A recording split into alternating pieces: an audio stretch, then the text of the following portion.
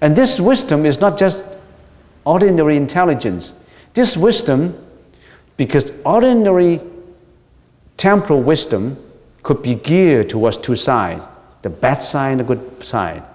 Ordinary wisdom could be used for bad purpose, for vicious purpose. The invention of weapons and bombs to destroy other countries. Scientists need a lot of wisdom to create all these weapons.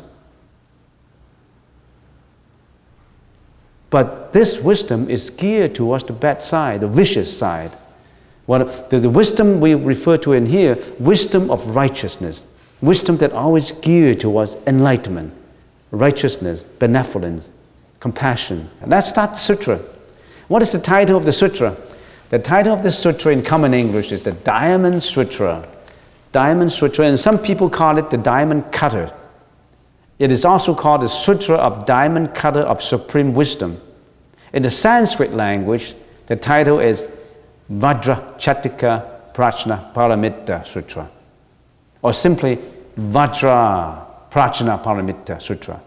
And in the future, I would just refer to this simple name. I would say Vajra Prajna Paramitta Sutra. What does Vajra mean? What is Vajra? Vajra means diamond. It is the emblem or shaft carried by the Indra. It is the Indra's symbol of power and strength. What is the meaning of Indra? You see, talking about Buddhism, you need a lot of basic knowledge. So what is Indra?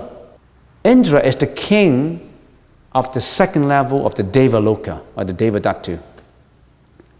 To understand this, you have to know something about devas, or heavens in our plane of existence. Heavens. We're talking about heavens all the time. What is heavens? You know, the universe that we live in, the plane of existence, we're living in, the universe that we're living in has 3 levels, you know. Now, don't lose track of what I'm talking. I'm talking of just one word, Indra, the meaning of Indra. Because if you don't know the meaning of Indra, how do you know the significance of diamond? How do you know the significance of Vajra? Indra is holding a Vajra, diamond cutter. So you got to know who Indra is. So the universe that we live in, Buddhism studies the universe in detail. The universe that we live in is the planes of existence has 3 planes, have 3 levels. The first level we know is Kamadhatu. That's the first level. The second level is Rupa Dhatu. The third level is Arupa Dhatu. We are in the Kamadhatu now. The Kamadhatu has a lot of desires. If you don't have desires, if you don't have karma, if you didn't cultivate bad karma, you wouldn't have become human realms. So talking about just the first level, Kamadhatu level. Humans, we come to the Kamadhatu level because we have karma that carry us in here. How do we come to this world is not determined by Buddha, determined by your own. You built your own future. You accumulated your own past. Nobody else. You created your own world. You come to here because causality, natural causality brought you here because of your own karma. And Kamadhatu is characterized by the 5 desires that you always have. The desire of looking for material, including money, food and all that. Your desire for material. Your desire for sex. Your desires for authority and reputation and maintenance of the ego. Your desire to live with food. Your desire to sleep. These are the 5 basic ones.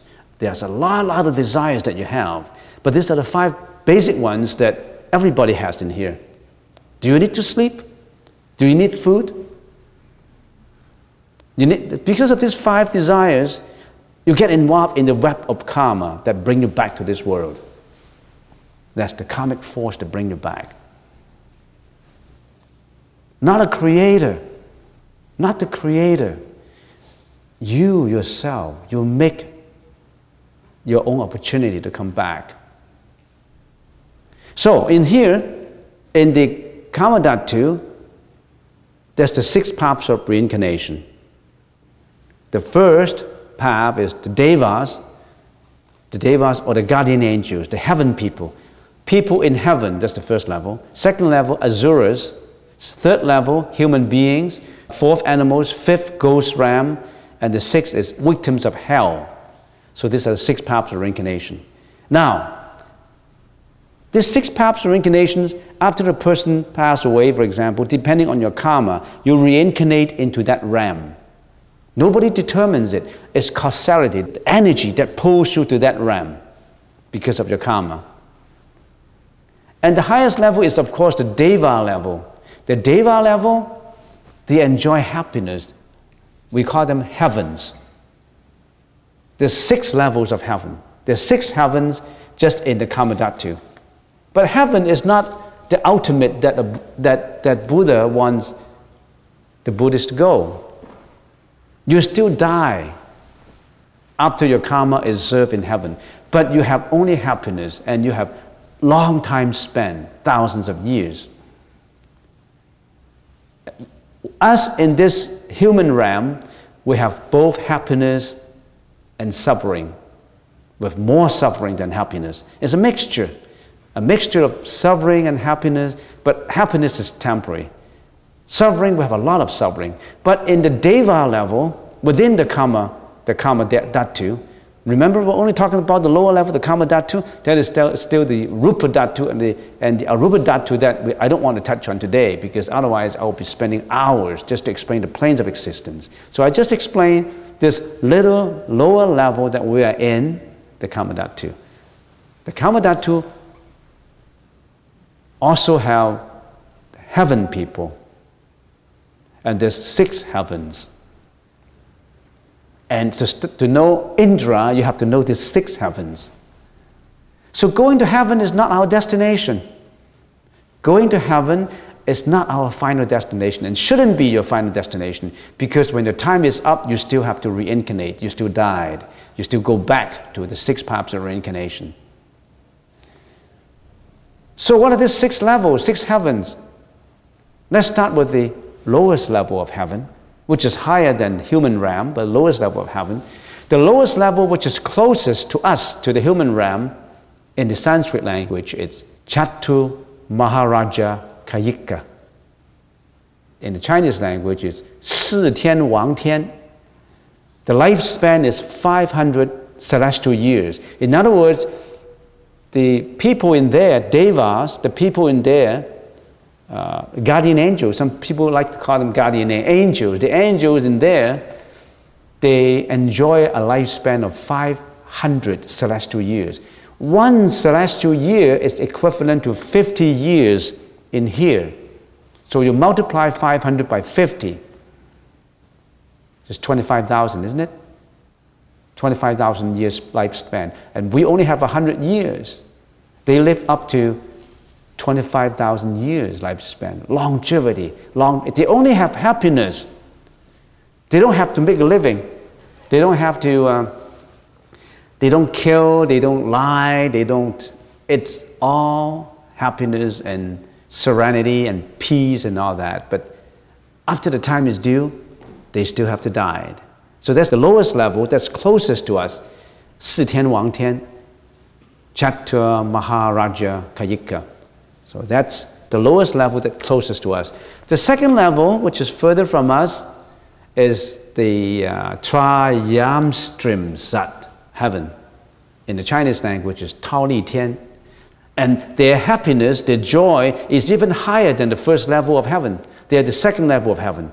The third level of heaven is Yama, enjoying a lifespan of 2,000 celestial years. Ye Mo Tian. The fourth level of heaven is Tushita, enjoying a lifespan of 4,000 years. Dao Shui Tian. The fifth level is Nirmana Rati, enjoying lifespan of 8,000 years. Hua Luo Tian. The sixth level is Yasa Waratin, enjoying a lifespan of 16,000 celestial years. Ta Hua Xi Zai Tian. And this Indra, remember the diamond that the Indra is holding? Indra is the king of the second level of heaven. And his diamond, his Vajra, we translate it as diamond, actually is the capability, the indestructibility of his Vajra is even more powerful than diamond, but we have no other to compare it to, we just call it diamond. So the king of the gods of Trayam has the diamond cutter, the club, his symbol of power and indestructibility. Cannot destroy, it cannot be destroyed. The diamond cutter can cut everything and is indestructible. This Vajra can cut anything. It itself, nobody can cut it. So the diamond, this Vajra, symbolizes the higher strength and durability. So that's why it's called diamond.